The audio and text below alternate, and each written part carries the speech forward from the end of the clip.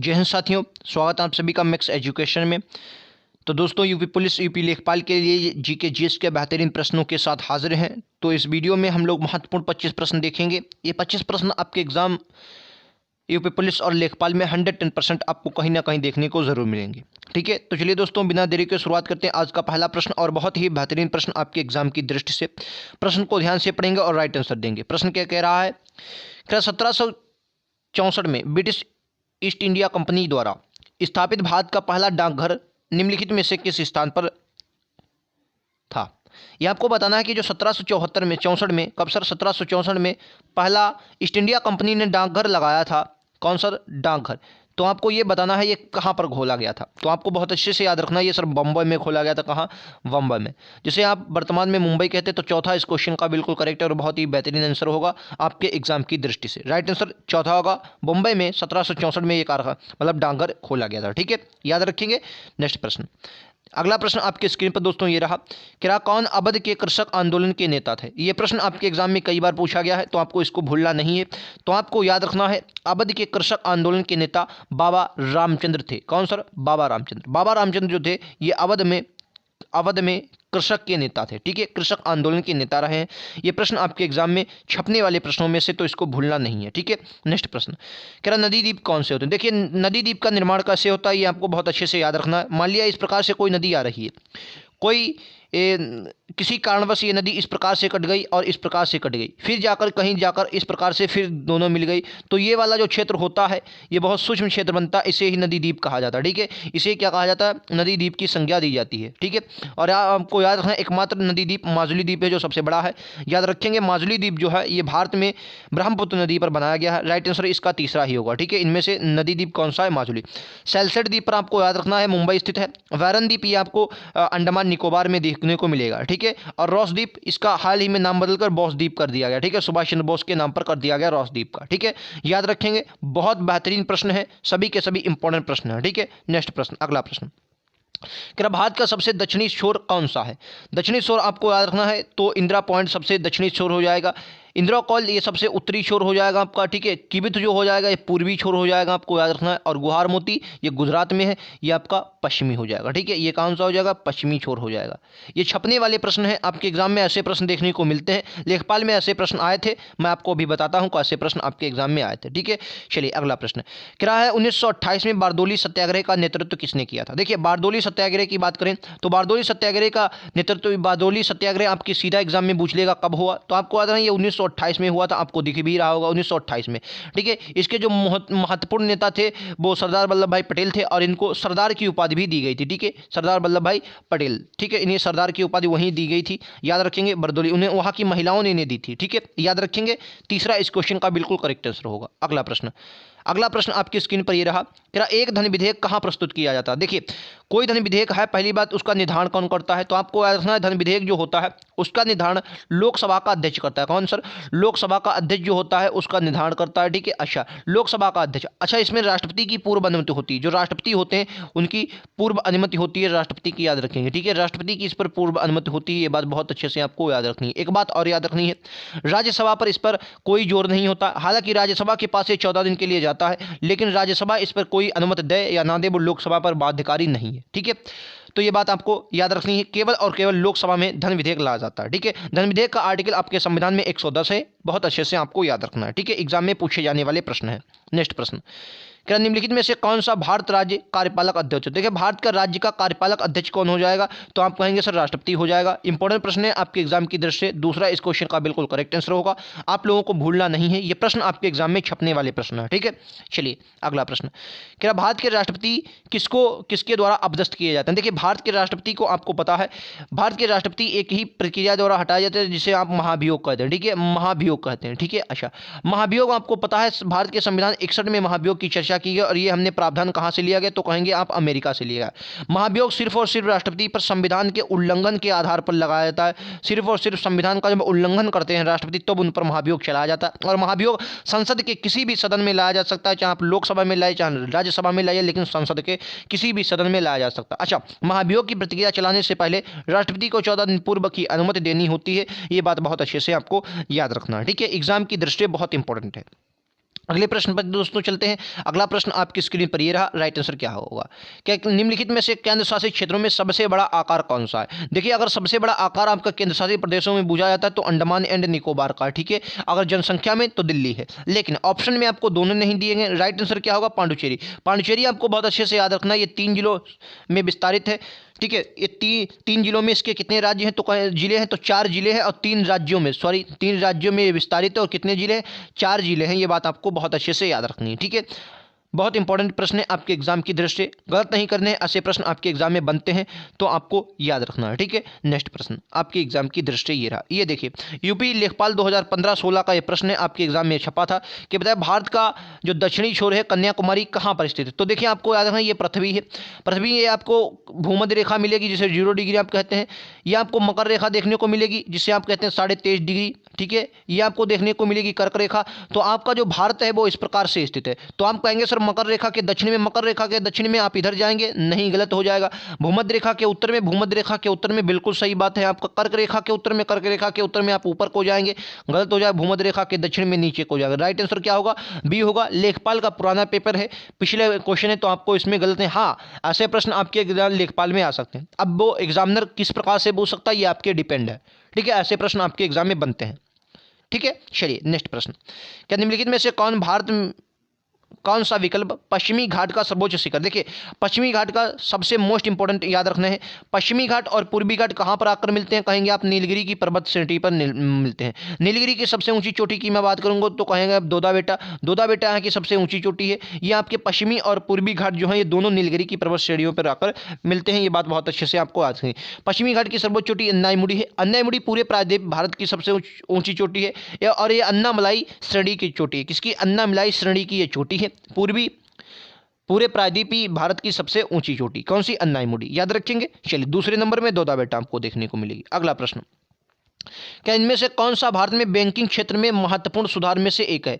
क्या है, घटी हुई CRR और SLR। देखिए, CRR क्या होता है, इसे नगद आरक्षित अनुपात कहते हैं, ठीक है। CRR क्या होता है, CR होता है, CR आप ये कह CRR इसे आप ये कह सकते हैं। CRR जो होता है ये क्या होता है, मतलब ये बैंकें जो होती हैं, बैंक, कोई भी बैंक होता है वो NDTL का, NDTL जो NDTL अब क्या कहते हैं, कहेंगे net demand and time liability मतलब समय देता, डिमांड और टाइम मतलब समय देता। ये होता है बैंक NDTL का कुछ भाग, कुछ परसेंट, यानी कि वर्तमान में 4% जो होता है, 4% ये क्या करते हैं, RBI के पास रखते हैं, ठीक है। RBI के पास रखते हैं, उसे यहाँ पर CRR कहते हैं। जो RBI के पास रखते हैं, क्यों रखा जाता है, क्योंकि उनकी साख बनी रहे। साख क्या होती है, जैसे कर्ज लेने जब जाएंगे तो आप कह सकते हैं कि हमने RBI के पास इतना पैसा रखा है। अच्छा, SLR क्या होती है, SLR ये होता है, SLR मान लिया मैं जैसे 26% वर्तमान में, 26 से 28% SLR है, तो 26 से 28% ये अपनी पूरी पूंजी का, कोई भी बैंक होती है वो SLR जो होती है वो पूरी पूंजी का वो अपने पास रखती है। क्या होता है, इसमें आप सोना भी खरीद सकते हैं, इसमें आप सिक्योरिटी के रूप में जैसे बॉन्ड जारी करे जाते हैं RBI के अनुसार, आप वो खरीद सकते हैं, ठीक है। जब इकोनॉमिक्स में पढ़ाऊंगा तो पूरे के पूरे कॉन्सेप्ट आपको क्लियर हो जाएंगे, ठीक है। अगर आप CRR में घटा देंगे तो CRR में जब घटा होगी, जब CRR में आप घटा देंगे तो क्या करेंगे, CRR जब घट जाएगा तो क्या करें, बैंकों के पास ज़्यादा ऋण आ जाएगा, और जब बैंकों के पास ज़्यादा ऋण आ जाएगा तो बैंकें कम ब्याज पर लोन देंगी, तो उसमें कोई भी बैंकिंग का सुधार नहीं होगा, तो आपका ये गलत हो जाएगा। ब्याज दर में विनिमय भी गलत हो जाएगा। राइट आंसर क्या, वर्धित SLR, ठीक है। वर्धित SLR इस क्वेश्चन का बिल्कुल करेक्ट आंसर है। पूरा कॉन्सेप्ट समझाऊंगा जब आपको इकोनॉमिक्स पढ़ाऊंगा, बहुत अच्छे से हम लोग समझेंगे, ठीक है। राइट आंसर क्या होगा, चौथा इस क्वेश्चन का बिल्कुल करेक्ट आंसर है, ठीक है। अगला प्रश्न आपकी स्क्रीन पर ये रहा। राइट आंसर क्या है, क्या संसद स्टेट बैंक ऑफ इंडिया के साथ कितनी सहायक बैंकों को मर्ज करने के लिए स्टेट बैंक यानी निरस्त और संशोधन विधेयक 2017 पारित किया है। ये आपको बताएं तो आपको याद है 6 बैंकों के साथ ऐसा किया गया। कितनी सर, 6 बैंकों के साथ ऐसा प्रावधान करने की मांग की गई है संसद स्टेट बैंक ऑफ इंडिया के साथ, ठीक है। याद रखेंगे, ऐसे प्रश्न आपके एग्जाम में बनेंगे। अगला प्रश्न, क्या 1795 से 1804 में बंगाल विनियमन अधिनियमों ने घोषित किया था। क्या सती प्रथा को अवैध 1829 में, ये विलियम बेंटिंक ने किया था, याद रखेंगे। कन्या हत्या को अवैध किया था, किसको सर, कन्या हत्या को अवैध किया था। राइट आंसर क्या होगा, दूसरा होगा, ठीक है। और ये विलियम बेंटिंक ने किया था सती प्रथा को अवैध 1829 में, और राजा राम मोहन राय के प्रयासों से ऐसा हुआ था, ठीक है। याद रखेंगे, कन्या हत्या के अवैध 1795 से 1804 के मध्य किया गया था, ठीक है।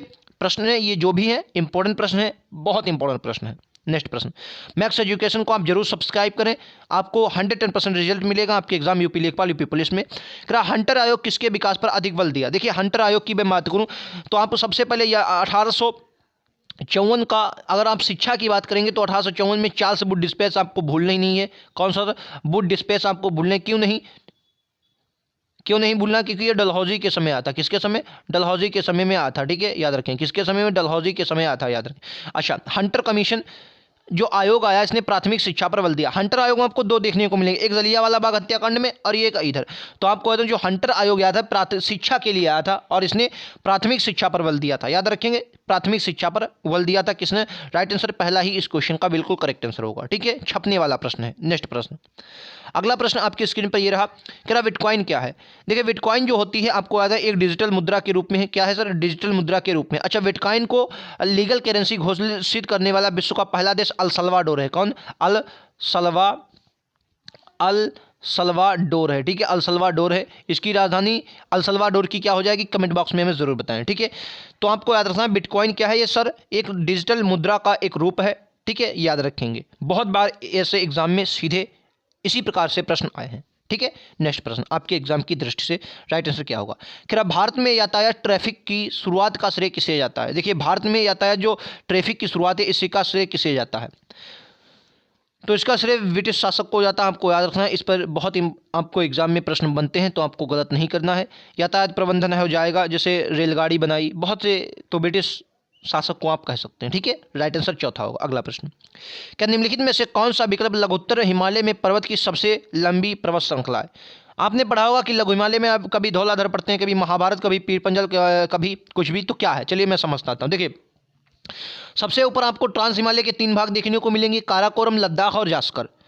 फिर उसके बाद आपको मैन हिमालय देखने को मिलेगा, जो मैन हिमालय ये आपको देखने को मिलेगा। 2D मैप बना रहा हूँ, आप समझने की कोशिश कीजिए। ठीक है, मैन हिमालय। उसके बाद जो आपको हिमालय देखने को मिलेगा जिसको आप सर कहते हैं, जिसको आप क्या कहते हैं, कहेंगे जिसको आप कहते हैं मध्य हिमालय। मध्य हिमालय जो है ये आपका टुकड़ों के रूप में, किसके है? टुकड़ों के रूप में है।